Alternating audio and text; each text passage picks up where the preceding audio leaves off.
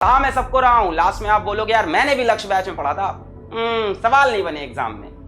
क्यों नहीं बने? सर नहीं बनाए थे, डीपीपी नहीं सॉल्व की थी। कहां लैग कर गए? रिवीजन में लैग कर गए भाई साहब।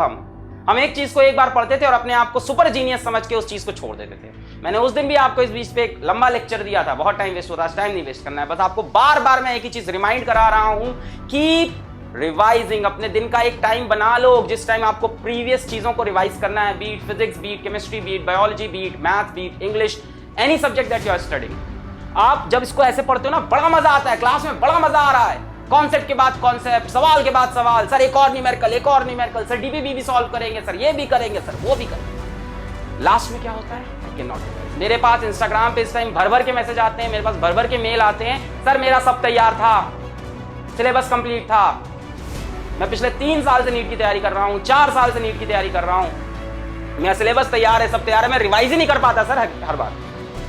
क्या ऐसा है कि इस कंपटीशन को क्रैक करने के लिए 3 साल का समय चाहिए, 4 साल का? बिल्कुल नहीं, समय उतना ही चाहिए जितना दिया गया। उसी समय में रैंकर्स निकलते हैं, उसी समय टॉपर्स निकलते हैं, उसी समय में सिलेक्शंस निकलते हैं। कोई अब नॉर्मल बच्चा आके सेलेक्ट नहीं होता है, ऐसा कुछ नहीं है। मैंने ऐसे बच्चों को सेलेक्ट होते हुए देखा है जिनके 10th में 8 CGPA हो, या आईसीएसई बोर्ड के हैं तो जिनके 70% हो, 65% हो। और मैंने ऐसे बच्चों को ना सेलेक्ट होते हुए देखा है जिनके क्लास 10th में 10 CGPA रहे हो, 94% रहे हो, 93% रहे हो। सिर्फ और सिर्फ एक आंसर है, कड़ी मेहनत, जुझारू मेहनत। जब तुम्हें इस बात का फर्क ना पड़े तुम कैसे कपड़े पहन रहे हो, तुम कैसे दिखाई पड़ रहे हो, जब तुम्हें इस बात का फर्क नहीं पड़े कि चाय ठंडी है या गर्म जो हम पी रहे हैं, तब तुम कड़ी मेहनत कर रहे हो। तुम्हारी जिंदगी में जितनी भी फरमाइशें हैं, जितनी भी ख्वाहिशें हैं, सब उड़ गई हैं, सब ओझल हो गई हैं। ना तुम्हें दोस्ती यारी से मतलब रहा, ना तुम्हें किसी से इश्क मोहब्बत से मतलब रहा, ना तुम्हें इस बात से मतलब रहा कि इस टाइम कौन सी सीरीज आ रही है या मैच कौन सा चल रहा है। अभी आईपीएल होने वाला है, हजारों बच्चे हर साल आईपीएल के चक्कर में अपना कैरियर खराब करते हैं।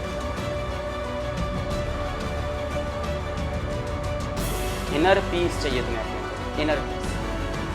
तुम्हें कुछ नहीं करना है, तुम्हें सिर्फ स्टिलनेस ऑफ माइंड चाहिए। क्या चाहिए? Stillness of mind. देखो एक बहुत बड़ा अंतर होता है between doing nothing and having stillness of mind.